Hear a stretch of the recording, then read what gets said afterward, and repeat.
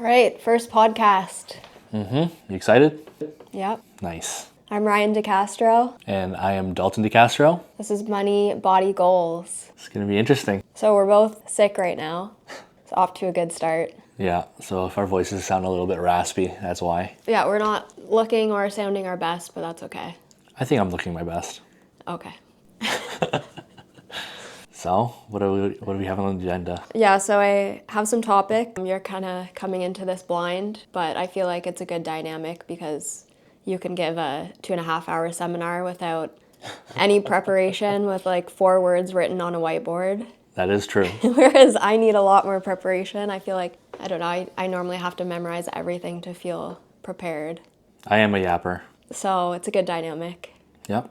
So let's start off. Tell me about your wins this week. My wins this week? Yeah. Well, the first biggest win was me doing the seminar. So obviously I've been planning for that. And by planning, I mean just, getting everything put together, getting all the people to actually sign up for it. Yeah. And then executing on it, obviously.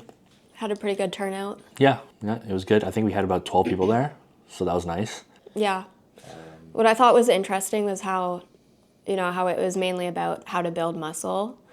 But the one thing that people really wanted to learn more about was how to eat to grow and the nutrition side of things. Yeah, a lot of people actually struggle with their nutrition. Yeah. And that's like one of the most important things. It made it really obvious, I think, just with the amount of people that's what they were there for. Yeah, but even though the course was called hypertrophy, Yeah.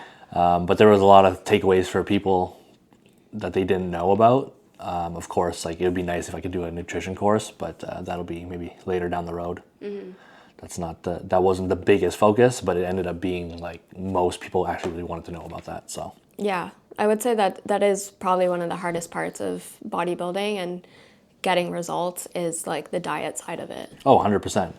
Like you and I both know that so well. Yeah.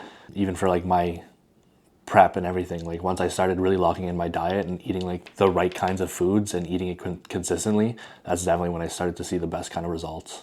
And we still have bad days. Yeah, of course. Like it's okay to even have cheat meals, but it's like as long as we're staying relatively consistent all throughout the week, Yeah. then every couple weeks you can have a refeed, have a cheat meal. That's fine. Yeah. I'm not too happy about our Costco bill, but Oh my God, our Costco bill during my prep was insane. We were spending a lot of money on protein, but like even now it's hard to avoid when you're trying to eat lean meats, and that's what both of us eat every single day. Yeah, and like if you break down our Costco bill, it's like we either spend our money on a lot of protein, or that could be money that's being used on like eating out every day, which a lot of people end up doing. So it's like if you do the math, Yeah. it seems like a big chunk of money at Costco bill time, but like it's better than us eating out every day Yeah. because we actually meal prep it. So it goes to good use for sure. It's like I was talking to someone the other week, and they're like, "Oh, I had half a chocolate bar for breakfast and mini eggs for lunch." Oh my God. That's, what do they call it? Girl dinner? Yeah, but I feel like a lot of people struggle with that, and they just kind of like grab whatever if it's not prepared. Yes, trust me. I have a lot of clients who tell me what they eat during the day, and sometimes it actually shocks me what goes into their bodies, and they consider that like their day of eating. Yeah. Like people can actually eat so much more high quality foods and then be full from it rather than eating like really garbage, junky food and then being like, that's my day of eating. Yeah, the eating side is so insane. Like people really do struggle with it, but that's why we have us coaches to help people learn how to eat better. And it was funny the amount of times during your seminar I wanted to say something and just like add my 2 cents, but then I stopped myself because I'm like, okay, this is your seminar, like it's not mine. I'm gonna let you talk. Like what? Give me an example. I don't know, I can't think of an example, but that's why I like the idea of doing this podcast, because we're just like feeding off of each other. We can both add our opinions on things, and also quality time is my love language, so it's a win for me. This is our quality time doing podcasts? Okay, cool. Yeah.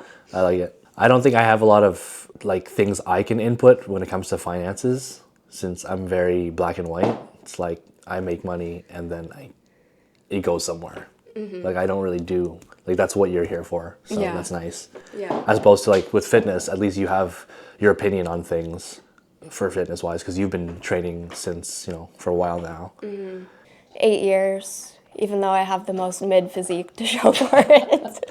I wouldn't say you have a mid physique. At least you're in shape. Yeah. That's the most important thing. It's like you're in shape, you're healthy, you're not dying, you're not out of breath when you go up and down the stairs. Like, Because you made a new program for me that I've been following since January 1st. And I've gotten really good results from it so far. yeah. Because I've been consistent. And also I think a lot of the one thing that women struggle with is like being afraid to eat more.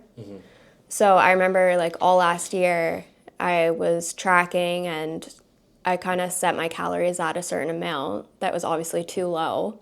And that's why I wasn't seeing any results. Yeah, I've been telling you this for so long. It's like, I know. Eat more food. But it's just like getting past that and also focusing on like keeping the intensity high during your workouts. Yes. A lot of people go to the gym for like 10 plus years and they see no results, and it's like, it's the same thing, copy paste over and over again. They're not progressing anything. They're not getting stronger in any direction. Like, it's literally, they're just showing up, really, Yeah. which is great. Like, it's good that they're showing up, but like, if you actually want to see results, if you've spent 10 years doing the same thing and you're not seeing results, like, your efficiency in the gym is clearly not there. Like, you want to see better results, so. That's definitely another thing I was doing wrong too, was I was just, going to the gym and I'd be like, oh, I feel like training back today. Exactly, yeah. Or I feel like training legs today. Yeah, if you don't have a plan, you're just doing whatever. Yeah, which is nice, but it's just not really going to get you anywhere. Yeah.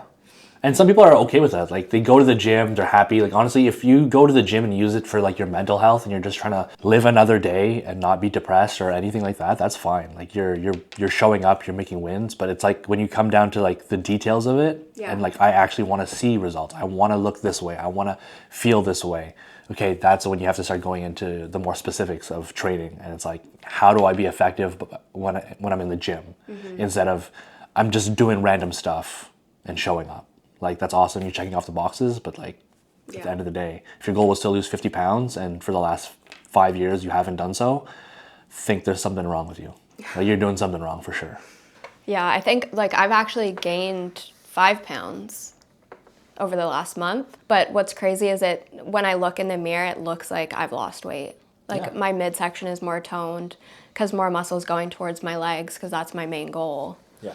So if you're following all the right steps, then eventually it's going to pay off. Yeah, once you start putting on more muscle tissue, like, I actually genuinely don't understand why people are so afraid of muscle. Like, having more muscle on your body, you will look better, you will perform better, and you will feel better. But people are like assuming that when they hear the words muscle, they're like, oh my God, I'm going to look like Arnold Schwarzenegger. It's like, I promise you it's not that easy. Like, bodybuilders have been trying to do this for years, and if they can't even get to that, then you're not either, Susan. Like, Susan. Like, I'm sorry but looking at a dumbbell, you think you might gain a bunch of muscle. Like, it's not that easy. Like, there's so much work that's involved. Okay. What would you say to someone who just doesn't, like, they can't find the motivation to just go to the gym? They can't find the motivation? Yeah, like, you know how everyone has bad days? You might wake up and just feel, like, so unmotivated. Maybe this doesn't, like, you don't find this relatable, but I think a lot of other people do. I think you have to have a strong enough why. I agree. Like, if you literally don't have a why, Yeah. you're never going to do it. Yeah. It's like if you wake up in the morning, you feel like crap, and you're like, I just don't feel like going to the gym, but your why is not present in your life, then of course you're not going to go to the gym. But like, for me, even if I feel like crap, my why is I want to be better every single day, or I want to achieve this, I want to achieve that. I have a goal I'm looking towards. My why is strong, and my why will always defeat the lack of motivation I have. Also, on top of that, if you have enough discipline and you've built enough good habits, you don't even need motivation anymore. Yeah. It's like, it's like brushing your teeth. It's like you don't need to be motivated to brush your teeth. You're disciplined enough to know every morning brush your teeth, every night brush your teeth, right? So that's my why. I don't want to have rotten teeth. Don't you say anything. Yeah, no, I think that's a good point. Like, a lot of people think bodybuilders or people who are really into fitness just wake up and they just can't wait to hit the gym. But I don't think that's always the case. Like, we definitely have days where that is true, but a lot of other days when we're just so overwhelmed with other stuff, it's like the gym is our outlet. Yeah. and that's what's going to set us up to have a great day. Yeah. Like, we love the gym. We love the results that we get. Like, delayed, what is it? Delayed gratification is like huge when it comes to bodybuilding. Even people just like that are dedicated to the gym. But like, when you get to a certain level of like how intense you need to be to get certain results, we don't actually really look forward to how hard shit's gonna be. Like, sometimes, like, when we're doing our workouts, like, especially during prep, like, we know, okay, this is the intensity I need to bring, and I have none of it. Like, I'm tired, but like, you still have to do it. It doesn't matter. That's why we're disciplined when it comes to that kind of stuff. It's like, we know what needs to get done, even if we don't have a lot of energy, and we know at the end of the day, it'll provide us great results down the road. So I don't need to be motivated to do it. So what would you say is your main why right now? My main why Like, what pushes you every day? I just want to get yoked. Like, I just want to get huge. Like, I want to get jacked. I want to look a certain way. I want to constantly be better. And I say this all the time. I want to be a better version of myself every day. Like, I want to look better. And obviously that's not realistic in the sense, like, when it comes to prep, like, you're going to look super, super good in your prep, and then like stage look, and then off season you gain a little bit of fluff. And, you know, when it comes to body dysmorphia, like, we're constantly like changing the way that we look. But at the end of the day, it's like, every time I hit stage, the goal is I want to look better. Yeah. But that's where delayed gratification comes in. It's like, I have until November to look like that, but it's February right now, and I'm already still putting in the work, right? So I look very far ahead, but I take it day by day. Yeah. For me, like, we made, oh shoot, not even in the shot anymore. It doesn't move. Yeah. We'll pay attention to it. Yeah. So, yeah, I was saying we made vision boards at the start of the year, and every day I have a picture on there of what I want to look like, especially for a vacation. Like, we booked a trip to Greece in June. So every day I'm thinking about, like, that's how I want to look by June. So that motivates me. Is it the one there Yeah. on the beach? Okay. That's good. So that's what helps me. I mean, I actually did the exact same thing. There's another, on my vision board, I put a picture of a bodybuilder I aspire to look like. Yeah.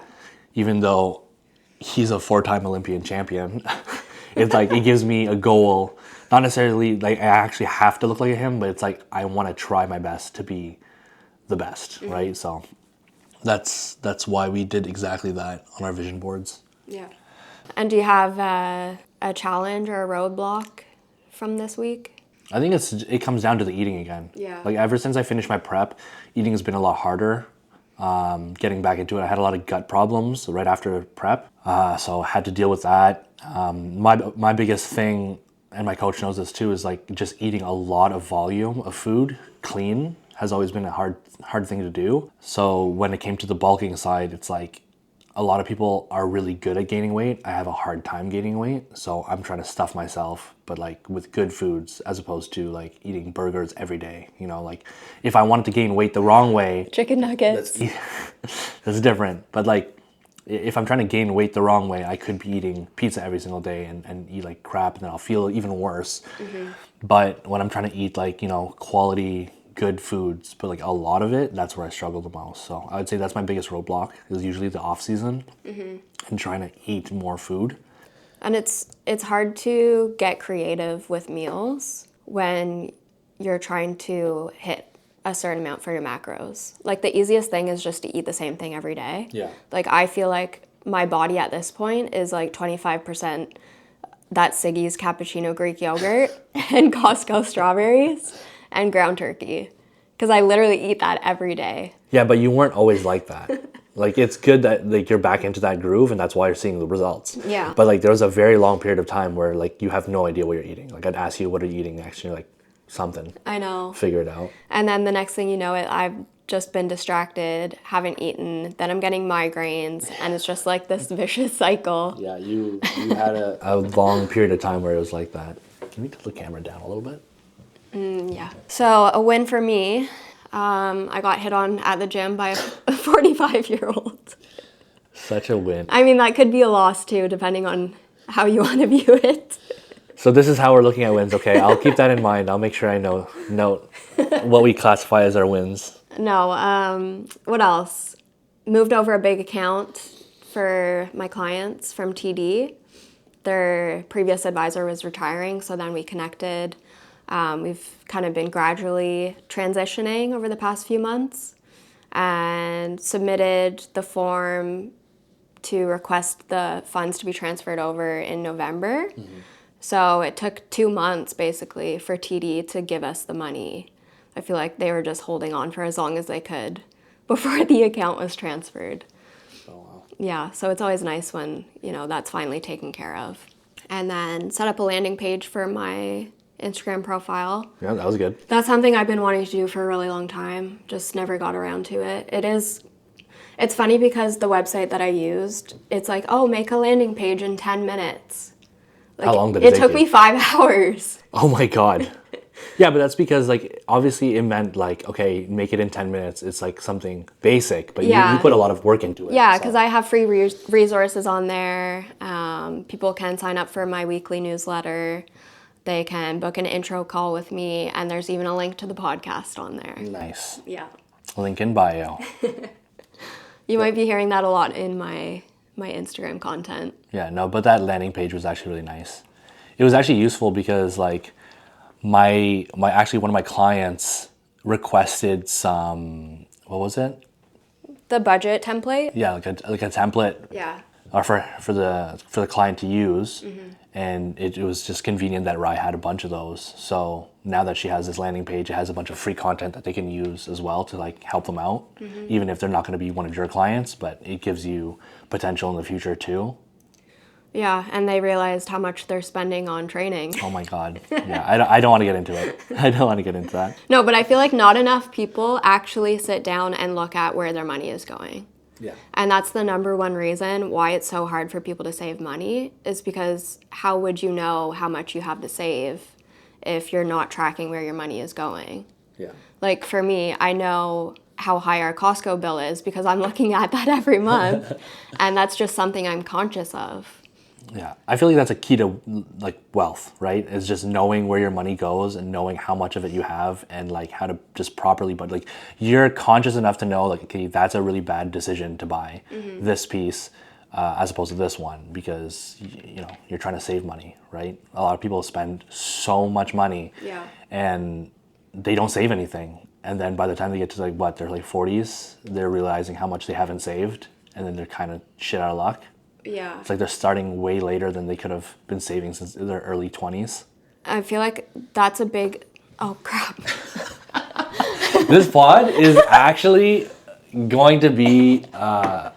this pod is filmed on a boat.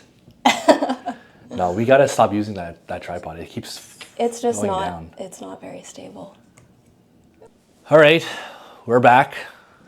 We had, once again, some technical difficulties. Yeah, sorry. This first podcast is going to be rough. Honestly, if you're still watching... We're trying our best here. Yeah, if you guys are still watching, we appreciate you guys.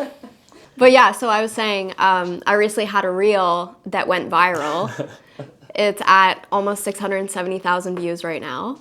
And a lot of it is just being fed by the negative comments and the amount of people that are in such disbelief. So it was a statistic about what the average 35-year-old Canadian has saved in their TFSA and RSP. Keywords is average. Right. So let's say it's around 100K. I think it was 98,000 to be exact. But so many people just think that's like absolutely impossible. Like some of the comments were so funny. They're like, what world are you living in? Some of them were saying like, I have $12 in my bank account. Some people called her like a Trudeau like informant or spy, which is actually entertaining. Reading some of these comments were funny. No, in hindsight, I should have added my source in my caption. Yeah. So, yeah, just a note to anyone who wants to make a reel out of a statistic. Maybe don't use the word average because that triggered a lot of people. Yeah. And always post your source. Not realizing that like the lowest end of it could have been like they put $1 in their savings and the highest end had $1 million in their savings, and that would throw the average off still. Yeah, like there's people who are doing better than you, obviously, and there's people who are doing worse than you. That's kind of just the definition of average. But I think the people who made so many negative comments in that page, they were just showing their true colors. Like they were clearly showing how insecure they are about their money. because like if they're so triggered by that statistic, it's like, okay, that's a you problem. Like you're doing something that's not what the average is doing, and now you're bothered by it, as opposed to like, why not use that and be like, oh, I have room to grow. Exactly. And that's the whole point of why I posted it, not thinking that this was going to be the reaction that people have to it. Like, I'm not trying to make anyone depressed by the numbers. Yeah. But I mean, I think you can't just have a victim mentality. Like, that's not going to get you anywhere. Oh, no, 100%. Right? Like, yes, inflation sucks and things are expensive, but that's not the reason you don't have money. Like, you can be doing things to combat that. Yeah. And I even had friends who saw that and they were laughing. They're like, buddy, I had that when I was 20. And I'm like, see, like everyone's literally... That's a bit of a stretch, but... They had a very different... He was joking, but like he didn't struggle with accumulating that much in terms of savings because he was good with his money, he worked good jobs. It's just something you have to prioritize. Like something that we're really good at is pretending that we're broke. It's my favorite thing to do. That's what you always say. Anytime we have like a big bill to pay, you pay it and then you're like, I'm broke now. Yeah. Because once we set aside money into our investments, it's like that doesn't exist anymore. Yeah. We're not treating that like a bank account. Like that's there to sit there and grow. And every year I have kind of an amount that I want to see my investments grow to. So if I'm taking money out of that, then I'm just getting further away from my goal. Yeah. But keep in mind, like whenever we say, oh, I'm broke, like that doesn't mean we're actually broke. No. It's just a mentality to have where it's like, let's not spend money on stupid stuff. Yeah, like we're kidding, but also it's helpful to... So there's a certain amount of money that I like to have in my checking account. And if it goes over that, then that's when I move it into investments. Because if I have too much sitting there, I feel like I can go out and just spend that money and not have to worry about it. Yeah. Like walking into HomeSense without a budget is a very dangerous game. Dangerous. Whenever she tells me she's going to HomeSense, I'm like, okay, so when I get home from work, our house will be rearranged and we'll have 50 new pieces and the value of our house will go up. Yeah, but like honestly, the nice thing too is that we have our financial freedom, right? Mm-hmm. Like we're not gonna be struggling to still enjoy our life, right? We go on vacations, we buy the things we need. Well, that's the thing is we're willing to sacrifice like not going out to eat every weekend and, you know, we really enjoy traveling. Yeah. So we make that a priority. Like that's my version of fun is getting on a flight and leaving Ottawa. Yeah. You would be shocked how little Ryan and I eat out. Like we actually, like sometimes I'm in the mood to go eat out somewhere and she's like, no, we don't need to. There's food at home. I'm like, wow, flashbacks to my mother. There's food at home. Spending $200 on a single meal out is not fun to me. No. Or spending $20 on a cocktail. Yeah. Which is fine. Like one time we decided to do a date night and instead of going out to dinner, which we would have spent easily, like she said, like maybe 70 each, we went to Farm Boy and we recreated that exact meal and it turned out being like $40 total. Mm-hmm. Like we bought the entire thing. We did an appetizer, we did the main course, we had dessert, Gelato. We had drinks, non-alcoholic, and it just ended up being like $40. I'm like, why don't we do this more often? Like, why not enjoy being in the setting of our own home instead of having to go out and spend hundreds of dollars? Yeah, and obviously, like, people have other priorities. Like, some people enjoy doing that stuff, but and that's fine. You have to find a balance. You can't just spend, you know, whatever you want on anything and then expect to see your investments hit 100K by the time you're 35. Yeah, like do that when you're rich. Do that once you're already rich. Mm-hmm. But as you're trying to build your wealth to become rich, maybe sacrifice a little bit. It's kind of the same thing with fitness. It's like, oh, do you have abs yet? Your goal has been, I want abs so bad. It's like, oh, well, why do you eat pizza every Tuesday? Or why do you eat out every other day? Mm-hmm. It's like make the sacrifices so that once you get to that point and you actually finally have your abs and you feel happy and amazing by having abs, which realistically, when you actually have abs, you don't feel amazing. You feel like crap. But that's another thing I was gonna say was like, you can create your own reality.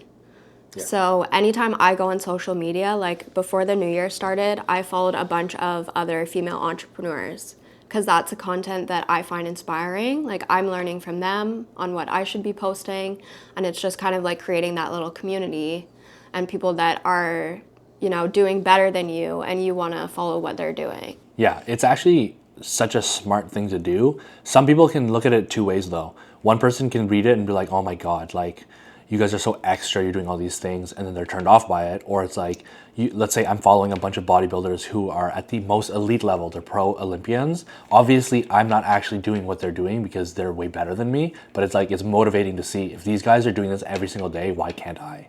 Or why can't I try? Yeah. Right? Like the guys who are hitting the extra bit of cardio or really dialing in their diet, or they're hitting the gym even when they feel like crap. I'm like, these guys can do it too. Why are they different from me? And then it's the same thing even in person. You know, you want to hang out with people who are going to be good for you. Oh yeah, the circle you surround yourself with is one of the most influential things ever. Like if you are, they always say this, like if you're the smartest person in the room, you're in the wrong room. Yeah. Right? Like I love hanging out with the guys who are doing either better than me, or we're all trying to get better. You're just growth-minded. Yeah, growth-minded. Yeah, that's a huge thing. So obviously shout out to my little Mastermind group with Josh and Anthony. It's really good. Like we just started that recently, and I've never had such a productive January in my entire life. No, same. That's how I feel too. We keep each other accountable. Like they're looking at me and saying like, hey, Dalton, I saw you posted this. Like this is a way for you to improve it. Like Josh always does it. Josh is really, really good at that. Like Josh is like helped keep me accountable for a long time since the start of our friendship. And like now it's more like business wise, and it's like, it's crazy. So, and then same thing with Anthony. So Anthony gives me really good feedback on like, hey man, like I noticed that this looked like this, maybe you could try changing it up. And same thing for me, like I'll say those kind of things to them. Yeah. Where if I have an input that might be of value, then I'll tell them. And it's like, no one gets offended. Yeah. That's a nice thing, is like you can give people constructive criticism without them being like triggered. Where you might meet some people and you can't give them any advice because either they're not going to ever listen to it, or they don't care about your advice, and that's fine. But like it's nice when you have people that can do that. And that's the best way to show up, is just providing value. And not everyone has to have that, right? Everyone's different. That's the most important thing. Everyone's different. We all have our values with other people, but like for my side for business, like I found this was a really impactful thing because I can actually talk to these guys about how I want to grow and be better with my business, and they're doing the exact same things. So I look up to both of them because that's what they're doing on a daily basis. I'm like, I need to be on this level. Like, how do I get there? And then I ask them for advice, and that's how they'll help me. And so far, like everything's been going really good, right? So now that we're in February, like I want this to be a productive month as well. Yeah, big cold plunge next weekend. Is that what we're doing? I thought that's what you said. We have to, yeah, we're trying to figure that piece out, but we'll see if that does happen. Yeah. And then for me, I have my business group that I joined at the start of January, which has been same thing, like amazing. Just checking in with them weekly and having people to stay accountable to. It's been great. Yeah, ever since Rise started her business group, I would actually say she's changed significantly. Like, I think you're the most changed person that I know within the last month of doing this, because after every single call, she'll like use the tools that she learned on me, and I'm laughing because like I already do these things, and these are also things that I've told her before in the past, some of them. Yeah. Where I'm like, that's funny because when I would tell it to you, you weren't listening, but now you have a business coach and a business group saying it. It's like sometimes you just need to hear it from someone else. No, it's true. Like she could tell me to do something consistently, and I'll sometimes brush it off. But like, oh, Josh told me to do it, and she'll be like, "Wow, really? Now you're gonna listen because Josh told you to do it?" So one big takeaway I had was if you ever need inspiration to think about what you want to post for content, then there's 4 different kind of ways to go about it. So there's obviously providing value, which we already said. yeah, And I find that's mostly your content for your target audience. It's like a lot of motivational, posing videos and quotes, because that's going to attract other bodybuilders who are maybe competing or interested in competing. yeah, The other one's connection.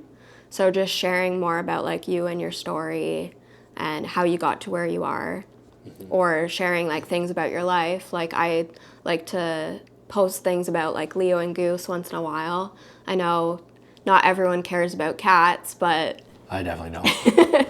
that's obviously a big part of my life, so I like to share that. Yeah. And that's just building connections with, it doesn't have to always be about work. Yeah. And then there's proof.